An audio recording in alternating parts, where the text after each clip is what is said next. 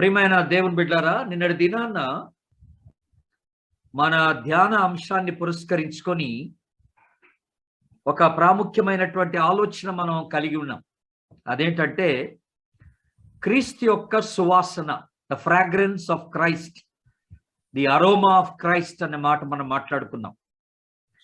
ఈ మాట మాట్లాడుకుంటున్నప్పుడు నిన్నటి దినాన ప్రభుకి ఇష్టమైనటువంటి సువాసన కలిగించేటువంటి, ఆయన ఆగ్రహించి ఆనందించేటువంటి ఒక విషయం ఏమిటి అనే దాని గురించి మనం నిన్నటి దినాన మాట్లాడుతున్నప్పుడు నేను నోవాహు చేసినటువంటి పని, అలాగే అహరోను తన కుమారులు చేసినటువంటి పని మీకు జ్ఞాపకం చేస్తాను.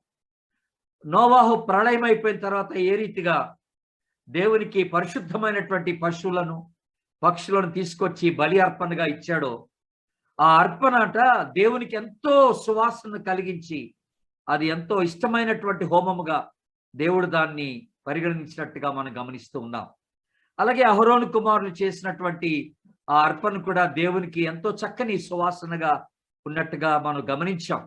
ఆ మాట మనం జ్ఞాపకం చేసుకుంటూ నిన్నటి దినాన్న మీకు ఇంకో విషయం చెప్పాను. ఏంటనంటే రోమీలకు రాసిన పత్రిక 12వ అధ్యాయం 1వ వచనంలో మనం ఎప్పుడైతే సజీవ యాగంగా మన జీవితాల్ని, మన శరీరాలను ఆయనకి సమర్పించుకుంటామో అది కూడా ఎంతో ప్రభుకి ఇష్టమైనటువంటి ఒక అర్పణగా, హోమముగా, ఆ సువాసన కలిగినటువంటి అర్పణగా ఉంటుందని నేను మీకు జ్ఞాపకం చేస్తాను నిన్నటి దినాన్ని. కనుక యవనస్తులైనట్టు మన అందరం కూడాను మొట్టమొదటిగా మన జీవితాల్ని ప్రభు సన్నిధిలో పెట్టవలసినటువంటి వారమై ఉంటున్నాం. నిన్నటి దినాన్ని మీకు జ్ఞాపకం చేస్తూ మరొకటి కూడా మీకు గుర్తు చేస్తాను. అదేంటంటే లేవియకాండం 1వ అధ్యాయం 4వ వచనం 6వ వచనం మనం చదువుకున్నాం. దహన బలి అర్పించేటప్పుడు ఆ దహన బలి యొక్క పశువు, దహన బలికి ఏర్పాటు చేయబడిన పశువు యొక్క చర్మమును ఒలిచి దాని యొక్క అవయములను విడదీసి అవన్నీ కూడా బలిపీఠ మీద పెట్టి దహించవలసి ఉన్నదని మీకు జ్ఞాపకం చేశారు.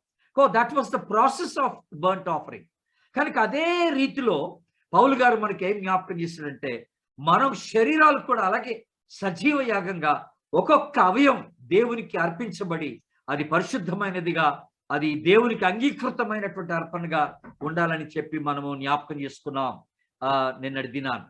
కనుక అక్కడ ఆ పాయింట్ లో గుర్తుపెట్టుకోవాల్సినటువంటి ఒక మంచి విషయం ఏంటంటే దేవుని బిడ్డలరా, మరి మనలో ఉన్నటువంటి మన యవనస్తు ఇక్కడ ఈ కూడికలో ఉన్నటువంటి యవనస్తులందరూ కూడా ఆ రీతిగా ఒక్కొక్క అవయవాన్ని సజీవ యాగంగా దేవునికి సమర్పించి మీ జీవితాలను ఆయన సన్నిధిలో పెట్టారా లేదా అని ఒక ఆలోచన మీరు ఆలోచించుకోవాల్సిందిగా నేను మీకు మనవి చేస్తూ ఉన్నాను దేవుని బిడ్డలారా. కనుక that's very important. First of all ఆ సమర్పణ, మన జీవితాలు ప్రభుకు సమర్పించబడటం అనేది దేవునికి ఇష్టమైనటువంటి హోమముగా, సువాసన కలిగినటువంటి అర్పణగా ఉంటుందని కూడా నేను మీకు జ్ఞాపకం చేస్తూ వస్తున్నాను.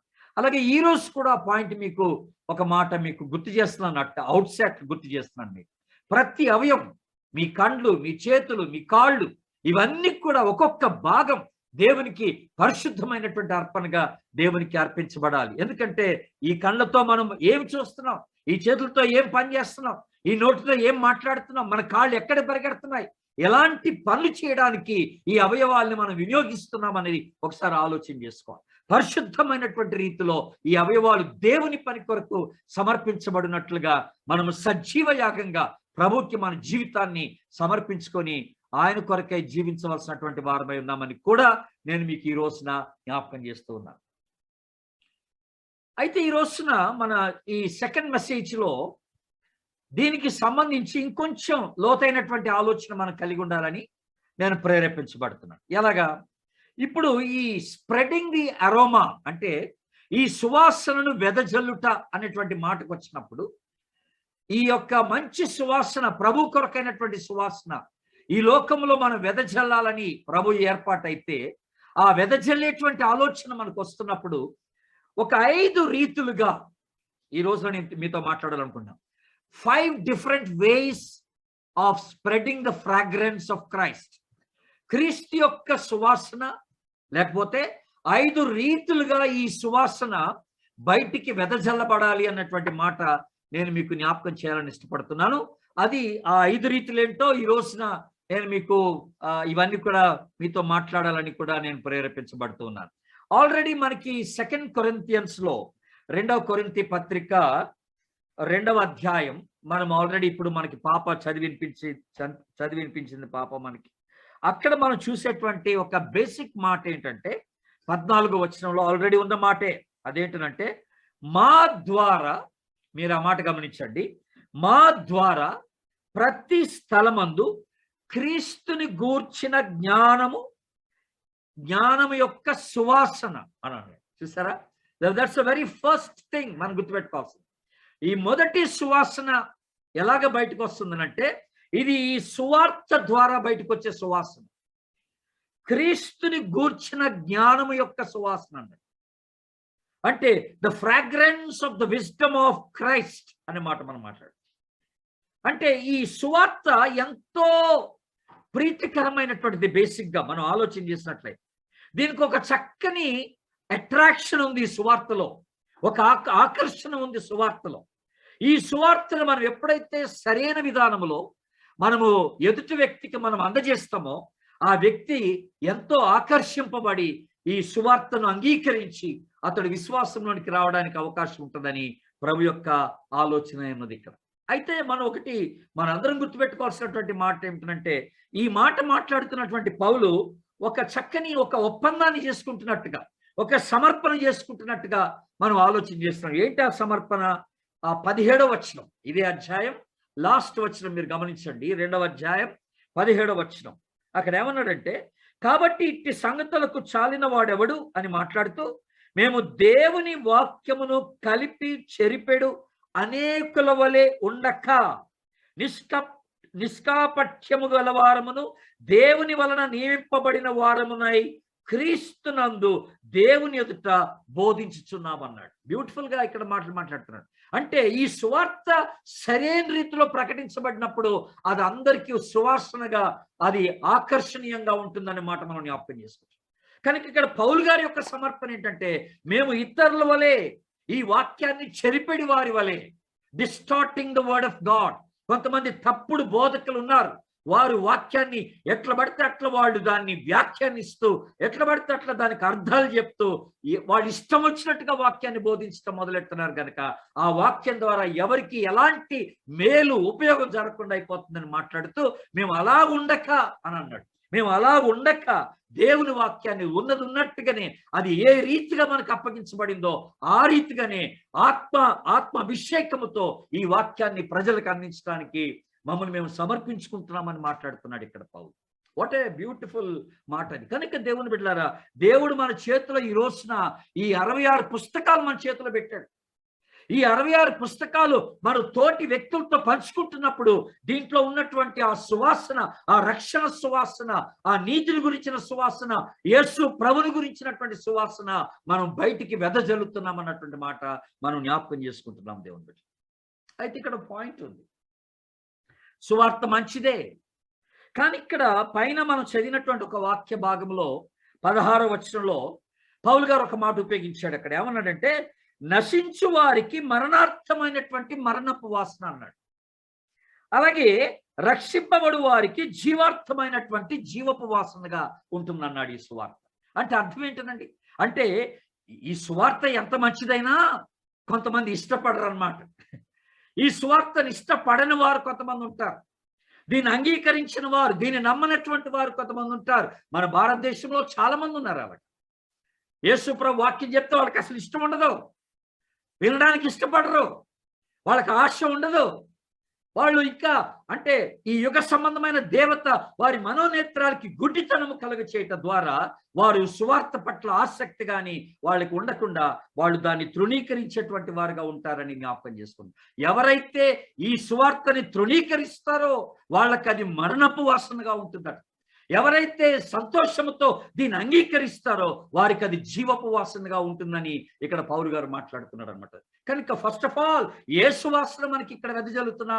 ఈ సువార్త అన్నటువంటి సువాసన, రక్షణ సువార్త అన్నటువంటి సువాసన, యేసు క్రీస్తుని గురించినటువంటి జ్ఞానాన్ని మనం బయటపెడుతున్నాం అనమాట. ఆయన మన ప్రజలకి చేసిందేంటి, మనందరికీ చేసిందేంటి, శిలువలో ఆయన చేసినటువంటి ఆ రక్షణ కార్యాన్ని గురించి మనము లోకానికి మనము ప్రచురిస్తూ ఉన్నాం అనమాట. ఇది గొప్ప సువార్త, మొట్టమొదటి సువార్తగా మనం జ్ఞాపకం చేసుకుంటున్నాం. అందుకనే పౌలు గారు ఈ కొరింథీ సంఘానికి రాస్తూ మొదటి కొరింథీ 1:18 చక్కని మాట అన్నాడు. 1 Corinthians 1st chapter 18th verse. అక్కడ ఏమన్నాడంటే ఇది ఒక మంచి మాట అన్నాడు, ఇది నశిస్తున్నటువంటి వారికి వెర్రితనం అన్నాడు. రక్షింపబడుతున్నటువంటి మనకైతే ఇది దేవుని శక్తి అయి ఉన్నదని మాట్లాడుతున్నాడు. సువార్తను గురించి, శిలువను గురించినటువంటి వార్త నశించిపోయే వాడికి అది వెర్రితనంగానే ఉంటుంది అన్నాడు. కానీ రక్షింపబడుతున్నటువంటి మనకైతే అది దేవుని శక్తి అయి ఉన్నదని మాట్లాడుతున్నాడు దేవుని బిడ్డ. ఏదేమైనాను మనమైతే ఈ సువార్త సరైనటువంటి విధానములో ప్రజలకి అందచేయవలసినటువంటి వారమై ఉంటున్నామని, మొట్టమొదటిగా ఈ సువాసన మనం వెదజల్లవలసినటువంటి వారమై ఉంటున్నామని మనకి ఇక్కడ జ్ఞాపకం చేయబడుతున్న దేవుని బిడ్డ. స్టెఫెను అపోస్తల కార్యం 7వ అధ్యాయంలో ఒక సుదీర్ఘమైనటువంటి ప్రసంగం చేశాడు. చరిత్ర మాట్లాడుతూ చాలా సుదీర్ఘమైన ప్రసంగం చేస్తే ఆ తదుపరి వచ్చినటువంటి రెస్పాన్స్ ఎలాగుందంటే, అపోస్తల కార్యం 7వ అధ్యాయం 54వ వచనంలో మనం చూస్తాం. కొంతమంది అంటే పండ్లు కొరికారు. వాళ్ళకి ఎక్కడలేని కోపం వచ్చింది అనమాట. అంటే వాళ్ళు నశిస్తున్నటువంటి వారు, అంగీకరించినటువంటి వారు, వారికి ఇది సువాసనగా ఉండదు అనే మాట మనం జ్ఞాపకం చేస్తాం. ఇంకొక బ్యూటిఫుల్ మాట ఏంటంటే, తెస్సలోనికైలకు రాసిన మొదటి పత్రిక మీరు 2వ అధ్యాయం చూడండి. 1 Thessalonians 2nd chapter 13వ వచనం. పౌలు తెస్సలోనిక విశ్వాసులతో మాట్లాడుతూ ఓ మంచి మాట అన్నాడు. ఇక్కడ ఏమన్నాడంటే, ఈ హేతువు చేతను మీరు దేవుని గూర్చిన వర్తమాన వాక్యము మా వలన అంగీకరించినప్పుడు మనుషుల వాక్యమని ఎంచక అది నిజముగా ఉన్నట్టు దేవుని వాక్యమని దానిని అంగీకరించితిరి గనుక మేమును మానక దేవునికి కృతజ్ఞతాస్తుతులు చెల్లించుతున్నాము. ఎంత మంచి మాట ఆ విశ్వాసుల గురించి మాట్లాడుతున్నాడు ఇక్కడ పౌలు. తెస్సలోనిక సంఘస్థుల గురించి, మీరు ఇదేదో మనుషుల మాటలాగా మీరు చూడలేదు దీన్ని. మేము మీతో మాట్లాడుతున్నప్పుడు దేవుని గురించి మాట్లాడుతున్నప్పుడు మీరు ఇది దేవుని మాటగా తీసుకున్నారు, ఇది దేవుని వాక్యంగా మీరు తీసుకున్నారు. అందుకనే మీలో ఈ కార్యం, రక్షణ కార్యం జరిగిందన్న చూసారా. అందుకనే తెస్సలోనికైలకు రాసిన పత్రిక మీరు 1వ అధ్యాయం 4-5 వచనాలు చదివితే, సువార్త మాటతో మాత్రము కాక పరిశుద్ధాత్మతోను శక్తితోను సంపూర్ణ నిశ్చయితతోను మీ వద్దకు వచ్చినదంట. దాన్ని మీరు అలాగే దేవుని వాక్యంగా మీరు అంగీకరించారు కనుక అది మీకు ఎంతో సువాసనగా అనిపించింది. ఆ రక్షణను మీరు అంగీకరించి ప్రభు బిడ్డలైపోయారని చెప్పి మాట్లాడుతున్నాడు పౌలు ఇక్కడ. ఎగ్జాక్ట్లీ అదే జరుగుతుందండి. మనం ఎవరు అంగీకరించకపోయినా, ఎవరు ఇష్టపడకపోయినా ఈ సువార్త శక్తి కలిగింది, ఈ సువార్త సువాసన కలిగింది. మంచి సువార్త, మంచి సరైనటువంటి విధానంలో మనం ప్రజలకి అది ప్రకటించినప్పుడు, దాన్ని అందజేసినప్పుడు అది ఎంతో మేలు చేస్తుంది అన్నమాట. మనము జ్ఞాపకం చేసుకోవాల్సినటువంటి మాట దేవుని బిడ్డల. అయితే ఇక్కడ ఇంకొక వెరీ ఇంపార్టెంట్ ఆస్పెక్ట్ ఒకటి ఉంది. అదేంటో చెప్తాను. ఒక స్కూల్ బయట ఒక అతను జిలేబీలు అమ్ముతా ఉండేవాడట. ఎప్పుడు పిల్లలు వాళ్ళ యొక్క ఇంటర్వెల్ టైంలో వచ్చి ఆ జిలేబీలు కొనుక్కుంటా ఉండేవాడు. చాలా మంచి టేస్టీ జిలేబీలు చేసేవాడు ఆయన. అలాగే రోజు అమ్ముతా ఉన్నాడు. చాలా మంది పిల్లలు లెజర్ టైంలో వాళ్ళకి పీరియడ్స్ లేనప్పుడు కానీ, లేకపోతే లంచ్ టైంలో కానీ వాళ్ళు వచ్చి జిలేబీలన్నీ కొనుక్కొని బాగా ఆసక్తిగా తింటా ఉన్నారు.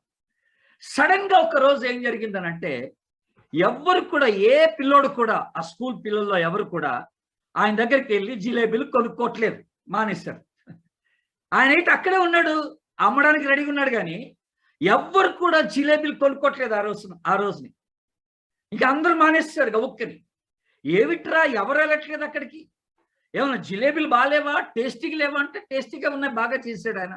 లేకపోతే ఎవడన్నా కొత్తోడు వచ్చి అమ్ముతున్నాడా? కొత్తోడు ఎవడు కాలేదు, ఆయనే అమ్ముతున్నాడు, రోజు అమ్మే అతనే అమ్ముతున్నాడు. కానీ ఈ పిల్లలు మాత్రం అక్కడికి వెళ్ళటానికి ఎవరికి ఇష్టం లేకుండా. కారణం ఏంటంటే, ఆఖరికి బాగా ఆరా తీసి కనుక్కుంటే జరిగిన సంగతి ఏంటంటే, ఎవరో ఒక పిల్లోడు సడన్ గా ఒక విషయాన్ని గమనించాడంట. అదేమిటంటే, ఆ జిలేబీలు అమ్మే అతని చేతికి కుష్టి వ్యాధి ఉందట. సంగతి అది. కుష్టి వ్యాధి కలిగినటువంటి ఆ వేళ్లతో ఆయన అలాగే జిలేబీల్ని పంచిపెడుతున్నాడు. అది మొదట్లో పిల్లలు గమనించలేదు. తర్వాత ఎవరో ఒక పిల్లోడు అది చూసి భయపడిపోయి అందరికి చెప్పడం వల్ల అందరూ కూడా ఆగిపోయారు, ఆ జిలేబీలు తీసుకోవడం ఆగిపోయారు. ఏంటి ఇక్కడ పాయింట్ ఏంటంటే, జిలేబీల్లో ఎక్కడ పొరపాటు లేదు, ఇచ్చేవాళ్ళలోనే పొరపాటు ఉందన్నమాట. సువార్త పరిశుద్ధమైనది, ఇది సువార్త సరైంది, ఇది జ్ఞానము కలిగింది, ఇది రక్షణార్థమైనది. కానీ ఈ సువార్తని ఎవరైతే తీసుకొని వెళ్తున్నారో వాళ్ళు కూడాను దీనికి తగినట్టుగా పరిశుద్ధంగా జీవించవలసినటువంటి అవసరం ఉన్నది.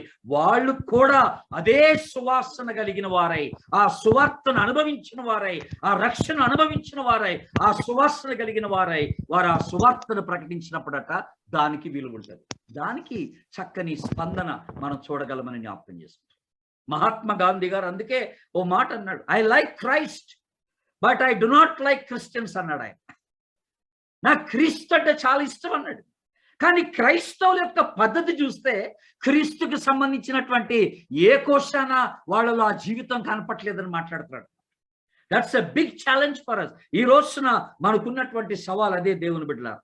కనుక మనము సువార్త ప్రకటించడానికంటే ముందుగా నేను నిన్న చెప్పినట్టుగా మన జీవితాలే ఫస్ట్ ఆఫ్ ఆల్ ఈ సువార్తకు ఒక మాదిరిగా, ఈ సువార్తకు సాదృశ్యంగా, ఈ సువార్తను అనుభవించినటువంటి జీవితంగా, సువాసనను అందించేటువంటి జీవితంగా మన జీవితాలు మొట్టమొదటిగా ఉండాలని మనము ఇక్కడ సవాల్ చేయబడుతున్నాం. ప్రియమైన యవ్వన బిడ్డలారా, మీ జీవితాలు అలాగా మీ ఫ్రెండ్స్ని సవాలు చేసే విధంగా మీ జీవితాలు ఉంటున్నాయా లేవా? Before you even talk about the gospel, మీరు సువార్తని అందించడానికంటే ముందుగా మీ జీవితాలే ఒక సువాసనగా, ఈ రక్షణను అనుభవిస్తున్నటువంటి ఒక సువాసనగా అవి మీ ఫ్రెండ్స్ మధ్య ఆ సువాసన మీరు వెదజల్లగలుగుతున్నారా అనే మాట నేను మీకు జ్ఞాపకం చేస్తున్నాను. మీ ఫ్రెండ్స్ మధ్య ఆ సువాసన ఎంతవరకు వెదజల్లబడతా ఉంది? క్రీస్తు యొక్క స్వభావం యొక్క సువాసన మీ ఫ్రెండ్స్ మధ్య ఎంతగా అది వెదజల్లబడతా ఉందని చెప్పి నేను మిమ్మల్ని అడుగుతున్నాను దేవుని బిడ్డ.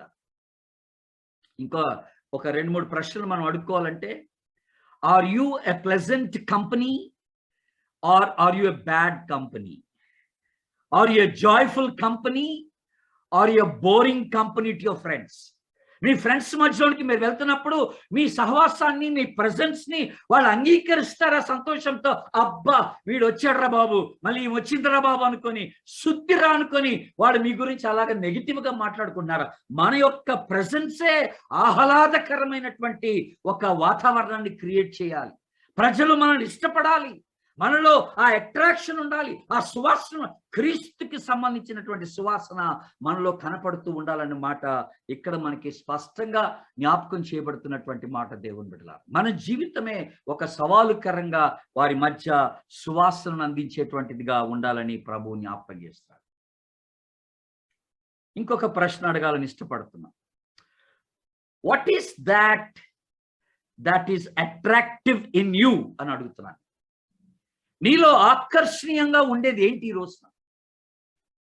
ప్రజలు ఆకర్షింపబడడానికి నీలో చెప్పుకోదగింది ఏంటి ఈ రోజున? That's a question. ఏంటి నీలో ఉన్నటువంటి క్వాలిటీస్ లో అంతగా ఆకర్షణీయమైనటువంటి క్వాలిటీస్ ఏంటి? ప్రభువుకి సంబంధించినటువంటి ఆ గుణ లక్షణాలు నీలో ఎదుటి వ్యక్తిని ఆకర్షించే విధంగా నీలో ఆ సువాసన వెదజల్లుతున్నాయా లేదా అనేది ఒకటి మనం ఆలోచన చేసుకోవాల్సినటువంటి మాట. మన ఫ్రెండ్స్ మనలో ఇష్టపడేది ఏంటి, మనలో ఇష్టపడంది ఏంటి? ఇది ఒక పెద్ద సవాలు దేవుని బిడ్డలారా. కనుక క్రీస్తు యొక్క సువాసన మనము సువార్త ద్వారా వెదజల్లుతున్నాం. ఈ సువార్తను తీసుకునే వ్యక్తి కూడాను ఆ సువార్త అనుభవాన్ని కలిగిన వాడై, ఆ సువాసనను అనుభవించిన వాడై, ఆ సువార్తను ఎదుటి వ్యక్తికి అతడు వెదజల్లవలసినటువంటి వాడై ఉన్నాడని కూడా నేను మీకు జ్ఞాపకం చేస్తున్నాను. ఇది మొదటి పాయింట్. 5 రకాలుగా ఈ సువాసన మనం వెదజల్లగలమని మాట్లాడుతున్నాను నేను. ఇది మొదటి రకం. మొదటిది ఏంటంటే, ఈ క్రీస్తును గూర్చిన జ్ఞానమే ఒక సువాసన. Gospel preaching. ఎక్కడ వీలైతే అక్కడ మనం ఈ సువార్తని చెప్తూ పోవాల్సిందే. సమయం చాలా కొద్దిగా ఉంది కనుక టైం వేస్ట్ చేయకూడదు. మనం ఎక్కడ సమయం దొరికితే అక్కడ ప్రజలకి ఎంత వీలైతే అంత యేసు ప్రభువును గురించినటువంటి వర్తమానం మనం అందజేస్తూ ఉండవలసినటువంటి వారమై ఉంటున్నాం. టైం వేస్ట్ చేయకూడదండి. నేను ప్రసంగికుడిని కాదు కదా, నేను మిషనరీని కాదు కదా, నేను ఇవాంజలిస్ట్ని కాదు కదా, నేను పాస్టర్ని కాదు కదా అంటే కుదరదు. Every believer has the responsibility to share the gospel. ప్రతి విశ్వాసికి ఈ సువార్తను ప్రకటించేటువంటి బాధ్యత దేవుడు ఇచ్చినట్టుగా మనం జ్ఞాపకం చేసుకుంటున్నాం. రెండవది, ఈ సువాసన ఎట్లా వెదజల్లబడుతుంది? రెండవది, ఒకటి సువార్త ద్వారా సువాసన అని అన్నాం. రెండవది ఎలాగంటే శ్రమల ద్వారా కూడాను ఈ సువాసన వెదజల్లబడుతుంది దేవుని బిడ్డల. ఏంటి శ్రమలేంటి ఇక్కడ మనం మాట్లాడుతున్నాం? మీరు ఆలోచన చేస్తే యూక్లిప్టస్ లీవ్స్, మనకి జామాయిలు ఆకులు ఉంటాయి కదండి, ఆ ఆకులు నలపంగానే మనకి ఎంత చక్కని స్మెల్ వచ్చేస్తుంది. అవి ఆకులుగా అలాగే ఉండిపోతే స్మెల్ మనకి పెద్దగా రాదు. ఆ జామాయిల చెట్టు దగ్గరికి వెళ్ళి మీరు ఒక ఆకు కోసి కొంచెం అట్లా నలపండి చాలు, ఎంత స్మెల్ వచ్చేస్తుంది దాంట్లో నుంచి. ఎగ్జాక్ట్గా కరేపాకు కూడా అలాగే. అలాగే నేను ఈ మధ్య కొంత అప్పుడప్పుడు మనం ట్రావెల్ చేసేటప్పుడు కూడా అక్కడక్కడ చూస్తూ ఉంటాం, ఈ బత్తాయిలు, ఆరెంజ్లు, కమలా పండ్లు ఒలిచేటప్పుడు ఆ తొక్క నలపబడినప్పుడు ఎంత చక్కని స్మెల్ వస్తుంది కదండి. ఆరెంజెస్ ఒలవబడుతున్నప్పుడే మనకి ఒక చక్కని స్మెల్ బయటకు వచ్చేది. పక్కన వాళ్ళందరికీ ఆ స్మెల్ వచ్చేది. ఎవరో ఆరెంజెస్ తింటున్నారు, ఒలుస్తున్నారని మనకు తెలిసిపోద్ది అనమాట. ఈ నలపబడినప్పుడు వచ్చేటువంటి ఆ సువాసన గొప్పది. కనుక విశ్వాస జీవితంలో శ్రమలు చాలా అవసరం. అవమాన పాలైనప్పుడు, నువ్వు నిందల పాలైనప్పుడు, ప్రజలు నిన్ను కష్టపెట్టినప్పుడు, నీ మీద వాళ్ళు అనవసరంగా లేనిపోని కల్పించి మాట్లాడినప్పుడు, నిన్ను శ్రమకు గురి చేసినప్పుడు, అలాగా నువ్వు నలగొట్టబడుతూ ఉన్నప్పుడు నీలోంచి వచ్చేటువంటి ఆ సువాసన ఎంతో గొప్పదని ప్రభు మాట్లాడుతున్నాడు. మంచి సువాసన మనం వెదజల్లుతాం. మన కాలేజెస్లో అలాగే ఉందా? మనల్ని గబుక్కిన ఎవరైనా ఏదైనా మాట్లాడితే హౌ డు వి రియాక్ట్? మనలో వచ్చే సువాసన ఏంటి వాళ్ళకి చూపించేది? మనం ఆ టైంలో మన మీద ఎవడో ఒక నేరారోపణ చేస్తాడు, అనరాని మాట అనేస్తాడు, మనల్ని కించపరుస్తాడు, నొప్పించే మాట అంటాడు, మనల్ని ఇన్సల్ట్ చేస్తాడు కాలేజ్లో మన ఫ్రెండ్సే. అలాంటప్పుడు హౌ డు వి రియాక్ట్? మనం ఎలాగా స్పందిస్తున్నాం, ప్రతిస్పందిస్తున్నాం, మనం ఏంటి చూపిస్తున్నాం వాళ్ళకి? మీరు డేవిడ్ విల్కర్సన్ అని ఆయన పేరు విన్నారో లేదో నాకు తెలియదు. ఆయన బయోగ్రఫీ నేను యవన కాలంలో ఉన్నప్పుడు చదివాను, ఒక 2-3 సార్లు మంచి బయోగ్రఫీ చదివాను. ఆయన బుక్ అది, నిక్కీ క్రూస్ రాసిన బుక్ అది, డేవిడ్ విల్కర్సన్ గురించి. ఆ బుక్లో ఏం రాశాడంటే, ఈ డేవిడ్ విల్కర్సన్ అతను డ్రగ్ ఎడిక్ట్స్ మధ్య బాగా పనిచేసేవాడు. యవనస్తులు ఎవరైతే బాగా డ్రగ్స్కి లోనైపోయి మాదక ద్రవ్యాలకి జీవితాలు పాడు చేసుకుంటున్నారో అట్టి వారి మధ్యలోనికి వెళ్ళి వాళ్ళకి యేసు ప్రభు యొక్క ప్రేమను తెలియజేస్తూ ఉండేవాడు అనమాట. ఇక వాళ్ళు ఉండేటువంటి డెన్స్, వాళ్ళు ఎక్కడెక్కడైతే ఒక సీక్రెట్ స్థలాల్లో ఉండి యవనస్తులు ఈ అలవాటుకు లోనైపోయి దానికి వాళ్ళు అప్పగించుకుంటూ ఉంటున్నారో ఈయనకి బాగా తెలుసు. కనుక ఆ ప్రాంతంలోకి వెళ్ళిపోయి వాళ్ళతో కూర్చొని ఏదో రీతిగా వాళ్ళు తిట్టినా ఏం చేసినా కూడా వాళ్ళకి యేసు ప్రభు యొక్క ప్రేమను చెప్తూ ఉండేవాడు. అయితే ఈయన ప్రతిసారి వెళ్ళి యేసు ప్రభు గురించి చెప్తా ఉంటే వాళ్ళు ఇష్టపడలేదు. వాళ్ళలో ఒక లీడర్ ఉన్నాడు, ఆ గ్యాంగ్, ఆ అడిక్షన్ గ్యాంగ్ అనమాట. ఈ మాదక ద్రవ్యాలకు అలవాటు పడినటువంటి ఆ గ్యాంగ్ ఒక లీడర్ ఉన్నాడు. ఆడు ఏం చేశాడంటే ఒక రోజున, మనం ఎలాగైనా సరే డేవిడ్ విల్కర్సన్కి ఒక పాఠం నేర్పాలి, ఈయన ఎలాగైనా ఆప్ చేయాలి మన దగ్గర రాకుండా అని అనేసి ఒకరోజు ఏం చేస్తారంటే చాలా కుయుక్తిగా వీళ్ళే ఆయన్ని ఆహ్వానించి మాకు యేసు ప్రభువు గురించి చెప్పాలన్నారు. మేమందరం గ్యాదర్ అవుతున్నాం, మాకు యేసు ప్రభువు గురించి చెప్పాలి, మీరు రండి అన్నారు. ఈయనకి ఆశ్చర్యం వేసింది. ఆయన కూడా వాళ్ళు ఆహ్వానం ఇచ్చారు కనుక వాళ్ళ దగ్గరికి వెళ్ళి సువార్త చెప్పడానికి రెడీ అయిపోయాడు, ప్రార్థన చేస్తున్నాడు. వాళ్ళ దగ్గరికి వెళ్ళి ఎప్పుడైతే ఈ సువార్తను చెప్తా ఉన్నాడో ఇక ఒక 5-10 నిమిషాలు అయిపోయిన తర్వాత ఇక అందరు చెప్పులు విసిరేయడం, కర్రలు విసిరేయడం, రాళ్ళు విసిరేయడం, ఇలాగ అన్ని విసిరేస్తున్నారు. ఆయన మీద కొట్టడానికి, ఆయన్ని చంపేయడానికి కూడా ప్లాన్స్ వేసేసుకున్నారు. అయితే ఈయన ప్రతిసారి ఆ చెప్పులు పడుతున్నప్పుడు, రాళ్ళు పడుతున్నప్పుడు ఈ డేవిడ్ విల్కర్సన్ అంటున్న మాట ఏంటంటే, Jesus loves you, Jesus loves you, Jesus loves you అంట మొదలెట్టాడు. అప్పుడు ఆ లీడర్కి చాలా కోపం వచ్చేసి ఒక కత్తి పట్టుకొని డేవిడ్ విల్కర్సన్ దగ్గరికి వెళ్ళిపోయి అన్నాడట, నువ్వు ఇంకొకసారి యేసు ప్రభు మాట ఎత్తితే నిన్ను ముక్కలుగా నరికేస్తాను అన్నాడు కత్తి తీసుకొని. అంటే అప్పుడు డేవిడ్ విల్కర్సన్ ఏమన్నాడంటే, నీవు నన్ను ముక్కలు ముక్కలుగా నరికేస్తే ప్రతి ముక్క జీసస్ లవ్స్ యు అనే చెప్తుంది అన్నాడు. నాలో ఉన్న ప్రతి భాగం యేసు నిన్ను ప్రేమిస్తున్నాడని చెప్తుంది అన్నాడు. అంతగా దేవుని ప్రేమ చేత నింపబడినటువంటి వ్యక్తి. ఆయన వెదజల్లినటువంటి సువార్త ఏంటంటే, వెదజల్లినటువంటి వాసన ఏంటంటే యేసు ప్రేమే. ఆ పరిస్థితిలో కూడా ఆ తర్వాత మనం ఆయన యొక్క బయోగ్రఫీ చదువుతండి, అనేక మంది వందల కొలది ఈ మాదక ద్రవ్యాలకు అలవాటు పడినటువంటి యవనస్తులు ప్రభుని తెలుసుకొని ప్రభు తట్టు తిరిగిన వారై ఉన్నారని మనం జ్ఞాపకం చేసుకుంటాం.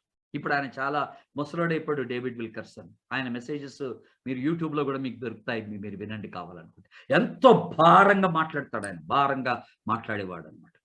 మై డియర్ ఫ్రెండ్స్, నేను ఈరోజు ఏం మాట్లాడుతున్నానంటే, నీ జీవితం నలుగుతున్నప్పుడు, శ్రమకు గురైనప్పుడు, అవమానానికి గురైనప్పుడు, నీ ఫ్రెండ్స్ నిన్ను చెడ్డగా, నీ గురించి చెడ్డగా మాట్లాడుతున్నప్పుడు, వాడు హేళన చేస్తున్నప్పుడు, కించపరుస్తున్నప్పుడు, హౌ డు వి రియాక్ట్? దాంట్లోంచి వచ్చేటువంటి ఆ సువాసన ఏంటి అసలు? వాళ్ళకి ఏం చూపిస్తున్నాం మనం?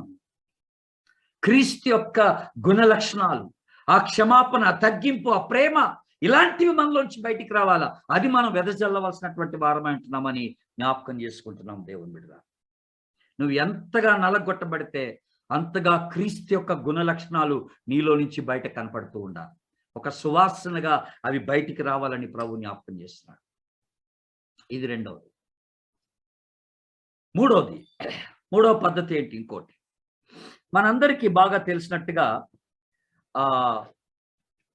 కీర్తన 133వ కీర్తనలో ఒక చక్కని మాట ఉంది. సహోదరులు ఐక్యత కలిగి ఉండుట ఎంత మేలు, ఎంత మనోహరం అని చెప్తూ అదట పరిమళ తైలము వంటిది అన్నాడు. అది అట తల మీద నుండి జారి పడుతున్న పరిమళ తైలము వంటిది అన్నాడు. ఆ పరిమళ తైలం కూడా ఎంతో సువాసన కలిగిందన్నమాట. అంటే ఇక్కడ మాట్లాడుతున్న మాట ఏంటంటే, ఈవెన్ విశ్వాసుల యొక్క సహవాసం కూడా అలాగ సువాసనను ఇచ్చేటువంటి సహవాసం అనమాట. విశ్వాసుల సహవాసం కనుక కొన్ని సంఘాల్లో మనం ఈ సువాసన చూడలేము. విశ్వాసుల్లో ఐక్యత ఉండదు, విశ్వాసుల్లో ఏక మనసు ఉండదు, విశ్వాసుల్లో ప్రేమ ఉండదు, భేదాభిప్రాయాలు ఉంటాయి, ప్రాంతీయ భేదాలు ఉంటాయి. మనలో కక్షలు, అసూయలు, క్రోధము ఇవన్నీ మనలో పెట్టుకొని మనము పేద గొప్ప తారతమ్యాలతో, లేకపోతే చదువుకున్నవాడు చదువు లేనివాడని ఆ తారతమ్యాలు పెట్టుకొని మనం ప్రభువుని ఎంతో అవమానపరుస్తున్న వారమై ఆ సహవాసములో నిజమైనటువంటి క్రీస్తు యొక్క సువాసన బయటికి వెదజల్లలేనటువంటి పరిస్థితుల్లో మనం ఉంటున్నట్టుగా కనపడుతుంది ఈరోజు సంఘాలు. కనుక ఎక్కడైతే విశ్వాసుల సహవాసం ఉంటుందో అక్కడ ఈ చక్కని సువాసన మనము ప్రజ్వరిలింప చేయవలసినటువంటి వారమై ఉంటున్నాం. ఇది కేవలం యవనస్తులకే ఇది వర్తించింది కాదండి. ఇక్కడ కూడి ఉన్న పెద్దలందరికీ కూడా వర్తించింది. ఒక నలుగురు విశ్వాసులు కలిసినప్పుడు ఆ పరిస్థితి ఎలా ఉంటుంది? అక్కడ ఒక సంఘములో విశ్వాసులందరూ కూడి వస్తున్నప్పుడు అక్కడ ఉండే వాతావరణం ఎలాంటి ఒక చక్కని సువాసన వెదజల్లే వాతావరణంగా ఉంటుందని మనం ఆలోచన చేయాలి. లేదా ఎదుటి వ్యక్తికి ఎంతో ఆయాసాన్ని కలిగించి వారికి అసహ్యాన్ని కలిగించేటువంటి వాతావరణాన్ని మనము క్రియేట్ చేస్తున్నామా అనేది కూడా ఒకసారి ఆలోచన చేసుకోవాల్సిన వారమై క్రీస్తు ప్రేమను మనము వెదజల్లవలసిన వారమై ఉంటున్నామని గుర్తు చేసుకుంటున్నాం. ఇక్కడ నాలుగోది ఏంటంటే, ఫిలిప్పీలకు రాసిన పత్రికలో ఒక చక్కని మాట పౌలు గారు మాట్లాడుతూ ఒక మాట చెప్పాడు. తీయండి, ఫిలిప్పీలకు రాసిన పత్రిక 4వ అధ్యాయం, ఫిలిపియన్స్ చాప్టర్ 4 4వ అధ్యాయం. నేను 18వ వచనం చదువుతున్నాను, గమనించండి. 18వ వచనం, నాకు సమస్తమును సమృద్ధిగా కలిగి ఉన్నది, మీరు పంపిన వస్తువులు ఎపఫ్రోదితు వలన పుచ్చుకొని ఏమీ తక్కువ లేక ఉన్నాను. అవి మనోహరమైనటువంటి సువాసనయు, గమనించండి, మనోహరమైనటువంటి సువాసనయు దేవునికి ప్రీతికరమును ఇష్టమునైన యాగమునయున్నవి అని అన్నాడు. What a beautiful explanation on this. ఎంత చక్కని రీతిలో ఇక్కడ పౌలు గారు మనకి వివరిస్తున్నాడు. ఏంటంటే ఇక్కడ ప్రభు కట్ట మనోహరమైనటువంటి సువాసన. ఏమిటి మనోహరమైన సువాసన? దైవజనులకు నువ్వు ఇచ్చేటువంటి కానుక. మిషనరీ సేవకు నువ్వు అందించే ఒక సపోర్ట్, వాళ్ళ అవసరాలు తీర్చడానికి నువ్వు గుప్పిలు విప్పి నువ్వు త్యాగపూరితంగా ఇచ్చేటువంటి కానుకట, అది దేవునికి ఎంతో చక్కని సువాసన కలిగినటువంటి మనోహరమైనటువంటి సువాసనని ఇచ్చేటువంటిదిగా ఉంటుందని ఇక్కడ పౌలు గారు జ్ఞాపకం చేస్తున్నారు. కనుక యవన బిడ్డలారా, ఇక్కడ చాలా మంది యవనస్తులు ఈ దినాల్లో మంచి ఉద్యోగాలు సంపాదించుకొని మరి ఎంతెంతో చక్కని జీతాలు కలిగి ఉంటున్నారు. మరి దేవుడు మీకు ఎంత గొప్ప ఆశీర్వాదం ఇవ్వగా, మీకున్నటువంటి ఈ యొక్క జీతంలో నుండి ఎంతగా ప్రభు యొక్క ఆ పరిచయ నిమిత్తమై మీరు గుప్పిలు విప్పి మీరు ధారాళంగా ప్రభు పరిచయ కొరకు ఇవ్వగలుగుతున్నారని అడుగుతున్నాను. మీరందరూ మిషనరీస్గా వెళ్ళాలని నేను అంటలేదండి. కనీసం వెళ్ళలేనటువంటి వారు వెళ్ళే వాళ్ళని పంపించాలి. ఇంగ్లీష్లో ఓ చక్కని మాట అంటాం, either you go or you send a substitute అనే మాట మనం మాట్లాడు. నీ తరపున ఇంకెవరైనా వెళ్ళాలి, అయితే నువ్వన్నా వెళ్ళాలి, లేకపోతే నీ తరపున ఎవరినన్నా నువ్వు పంపించాలి. నేను వెళ్ళలేను ప్రభువా, నాకు ఆ పిలుపు లేదు, కానీ నాకు నువ్వెంతో ఆశీర్వాదాలు ఇచ్చావు, నాకు మంచి ఉద్యోగం ఇచ్చావు, మంచి జీతం ఇచ్చావు, కనుక నేను వెళ్ళేటువంటి మిషనరీస్కి నా పోషణ ఇవ్వడానికి నేను ఇష్టపడుతున్నాను, కొద్దిగా ఏదో ఒక ఆర్థికంగా నేను సహాయపడటానికి ఇష్టపడుతున్నాను ప్రభు అని నువ్వు చెప్పగలిగితే అది గొప్ప మనోహరమైనటువంటి కానుకగా దేవుని సన్నిధిలో ఉంటుందని ఇక్కడ మనకి జ్ఞాపకం చేయబడుతున్న దేవుని బిడ్డ. ప్రభు యొక్క సేవకు తగినటువంటి అవసరతలు తీర్చడానికి, దేవుని రాజ్య విస్తీర్ణత కొరకై నువ్వు ఇచ్చేటువంటి కానుక అది మనోహరమైనటువంటి కానుకగా దేవుని సన్నిధిలో ఉంటుందని మీకు జ్ఞాపకం చేస్తూ ఉన్నాను. ఇస్తున్నారా? ప్రార్థన చేయండి, ఇవ్వండి. ఇవ్వగలిగిన వారు మంచి దేవుడు ఆశీర్వదించి మంచి ఉద్యోగాల్లో ఉండి మంచి ఆదాయాన్ని కలిగి ఉన్నటువంటి వారు దాంట్లో నుంచి ఘనమైనటువంటి కానుక ప్రభు పరిచయ కొరకై మిషనరీ సేవ నిమిత్తమై మీరు ఇవ్వడంలో తప్పేం లేదండి. మీరు ఏది కూడా మీకు కొరత ఉండదని మీకు జ్ఞాపకం చేస్తున్నాను. ప్రభు సమృద్ధిగా మీకు అనుగ్రహిస్తాడు. అందుకనే పౌలు అంటున్నాడు ఇక్కడ, మీరు అనుగ్రహించినటువంటి ఈ యొక్క కానుకలన్నీ కూడా నేను పుచ్చుకొని ఉన్నాను, ఇవి మనోహరమైనటువంటి సువాసన, దేవునికి ప్రీతికరమైనటువంటి యాగముగా, ఇష్టమైనటువంటి యాగముగా ఉన్నాయని మాట్లాడుతూ ఇప్పుడు అక్కడ చెప్పబడినటువంటి మాట ఏంటంటే, దేవుడు తన ఐశ్వర్యము చొప్పున క్రీస్తు యేసునందు మహిమలో మీ ప్రతి అవసరమును తీరుస్తాడని మాట్లాడుతున్నాడు. ఆమె అది ఎంత మంచి మాట. నువ్వు ఇచ్చి ఏం కోల్పోవు. దేవుని సేవకిచ్చే ప్రతి పైసా అది మనోహరమైనటువంటి సువాసనగా దేవుని సన్నిధికి చేరుతుందని జ్ఞాపకం చేసుకోవాలి. సువార్తని వెదజల్లడంలో ఇది 4వ విషయంగా మనం గుర్తించాల్సినటువంటి మాట దేవుని బిడ్డలారా. 4వ విషయం, ఫస్ట్ నేను ఏమన్నాను, ఈ సువార్త డైరెక్ట్గా యేసు ప్రభుని గురించినటువంటి సువార్తనే మనము వెదజల్లవలసినటువంటి వారమై ఉంటున్నామని నేను మీకు జ్ఞాపకం చేశాను. రెండోది ఏం జ్ఞాపకం చేస్తాను, మనం శ్రమలు గుండా వెళ్ళినప్పుడు, కష్టాలు గుండా వెళ్ళినప్పుడు, అవమానం గుండా వెళ్ళినప్పుడు, మనం నలగొట్టబడినప్పుడు మనలో నుండి రావాల్సినటువంటి సువాసన అటువంటిదై ఉన్నదని మీకు జ్ఞాపకం చేశాను. మూడోదిగా విశ్వాసుల సహవాసమే ఓ చక్కని సువాసన వెదజల్లేటువంటి వాతావరణంగా ఉండాలని నేను మీకు జ్ఞాపకం చేశాను. ఇప్పుడు 4వదిగా మీకు ఒక మాట గుర్తు చేస్తాను. ఏంటనంటే, అది మనం దేవుని సేవ కొరకు, మిషనరీ సేవ కొరకు ఎప్పుడైతే మన గుప్పిలు విప్పి ధారాళంగా త్యాగపూరితంగా మన కానుకలు ఇస్తామో అది దేవునికి ఇంపైనటువంటి సువాసనగా ఉంటుందని ప్రభు మనకి జ్ఞాపకం చేస్తున్నాను. ఇప్పుడు ఫైనల్గా ఇంకొక మాట చెప్పి నేను ముగిస్తాను. చివరిగా ఏంటనంటే, ఇప్పుడు ఒక మాట మీరు ఆలోచన చేయండి.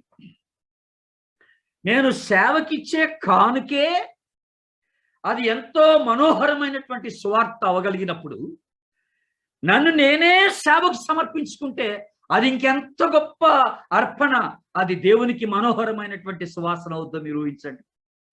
కనుక ఫైనల్ క్లైమాక్స్ ఇక్కడ మనం ఆలోచన చేస్తుంటే, సేవకు సమర్పించబడినటువంటి ఒక జీవితం దేవునికి మనోహరమైనటువంటి యాగంగా, సువాసనగా ఉంటుందని, ప్రీతికరమైన యాగంగా ఉంటుందని మనం జ్ఞాపకం చేస్తాం. సజీవ యాగంగా సమర్పించబడినటువంటి జీవితం. తిమోతికి రాసిన 2వ పత్రిక 4వ అధ్యాయంలో ఒక మాట మీకు జ్ఞాపకం చేస్తాను. తిమోతి పత్రిక 2వ పత్రిక 4వ అధ్యాయం 6వ వచనంలో చక్కని మాట నేను చదువుతున్నాను, వినండి. నేను ఇప్పుడు పానార్పణముగా పోయబడుచున్నాను.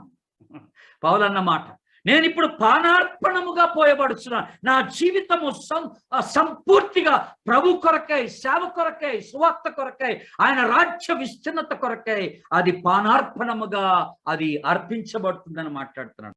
ఆ చివరి మాట ఏం మాట్లాడుతున్నాడు పౌలు గారు? ఏమంటున్నాడండి? పానార్పణముగా నేను పోయబడుచున్నాను. I'm offering the very life to God. దేవుడు నా పట్ల చేసిన దానికి కృతజ్ఞతగా నా జీవితమే ఒక అర్పణగా ఆయనకు అర్పించుకుంటాను. ఇక బ్రతుకుట క్రీస్తే, చావైతే లాభం అన్నటువంటి ఆ గొప్ప సమర్పణతో ప్రభుకి తన జీవితాన్ని అర్పించుకుంటున్నట్టుగా మనం జ్ఞాపకం చేసుకుంటాం. నువ్వు ఇచ్చే డబ్బు కన్నా, నువ్వు ఆయన మీటింగ్స్ కొరకై నువ్వు వెచ్చించే సమయం కన్నా, నీ తలాంతుల కన్నా, ఆదివారం నువ్వు చేసే ఆరాధన కన్నా, దేవుని రాజ్య విస్తీర్ణత కొరకై, రాజ్య ఉద్దేశాల కొరకై, ఆత్మల సంపాదన కొరకై, సంఘ స్థాపన కొరకై నీ జీవితాన్ని సంపూర్తిగా నువ్వు ప్రభుకు సమర్పించుకున్నప్పుడు అది ఇంకెంత సువాసన కలిగినటువంటి యాగముగా ఉంటుందో మీరు ఆలోచించేయండి దేవుని బిడ్డలారా. ఒక జీవితం ప్రభు చేతిలో పెట్టడం అనేది ఏ గ్రేటెస్ట్ ఆఫరింగ్. అది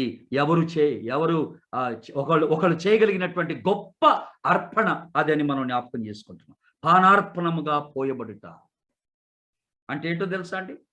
దేవా, ఐఎమ్ ఫుల్లీ యువర్స్. నేను సంపూర్ణంగా నీకు చెందిన దానను, నీకు చెందిన వాడను. I'm here for you. ఇదిగో నేను ఉన్నాను, నీ ఉద్దేశాలు నెరవేర్చడానికి నేను సిద్ధంగా ఉన్నాను ప్రభా. నన్ను వాడుకో. నువ్వు ఎక్కడికి వెళ్ళమంటే అక్కడికి వెళ్తాను, నువ్వు ఏది చేయమంటే అది చేస్తాను.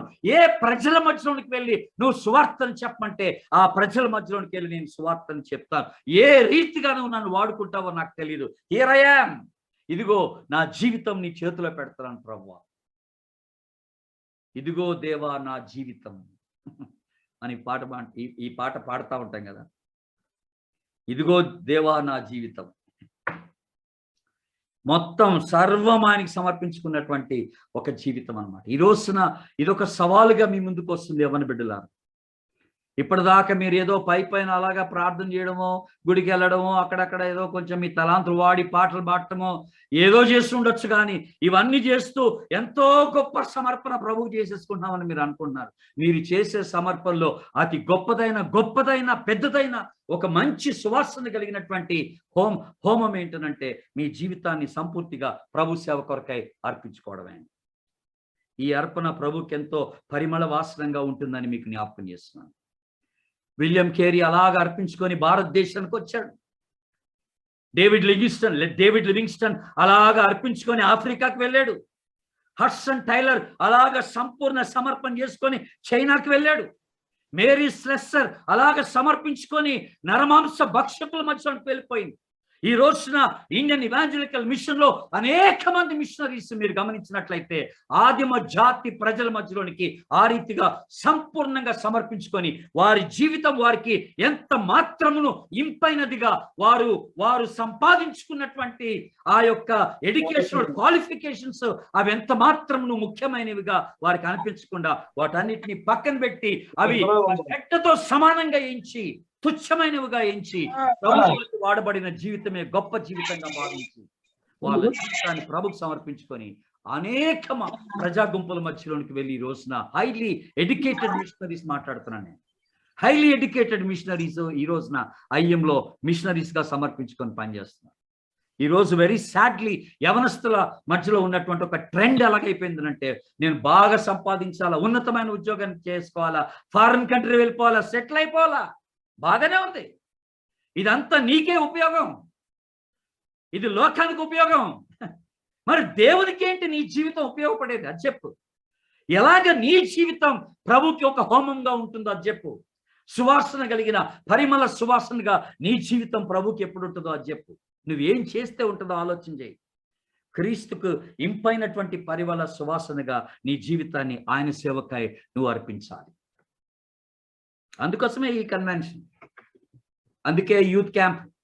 దేవుని బిడ్డల కనుక ప్రభు ఈ రాత్రి ఎవరెవరితో మాట్లాడుతున్నాడో నాకు తెలియదు. ఈ రాత్రి ఎవరెవరితో మాట్లాడుతున్నాడో నాకు తెలియదు. ప్రియమైన యవన బిడ్డలారా, ఇంతవరకు మీకోసమే మీరు జీవించి ఉంటే ఇక పక్కన పెట్టేయండి. ప్రభు స్పష్టంగా మీతో మాట్లాడుతున్నట్లయితే ఇక మిగతా జీవితం నేను ప్రభు కోసం వినియోగించాలా, ప్రభు కోసం వాడబడాలా, ప్రభు చిత్తాన్ని జరిగించాలా, ప్రభు ఏం చెప్తే అది చేయాలనుకున్న వాళ్ళు ఎవరినుంటే ఈ రోజున నిశ్శబ్దంగా ప్రభు సన్నిధిలో మీరు వచ్చిన ప్రార్థన చేసుకోండి. ప్రభువా, ఇదిగో నా జీవితం, అపాద మస్తకం నీకే అంకితం అని చెప్పండి. సంపూర్ణంగా నా జీవితాన్ని నీ సేవ కొరకై నేను అర్పిస్తున్నాను ప్రభువా, నన్ను వాడుకో. ఈ మాట నువ్వు చెప్పగలవా?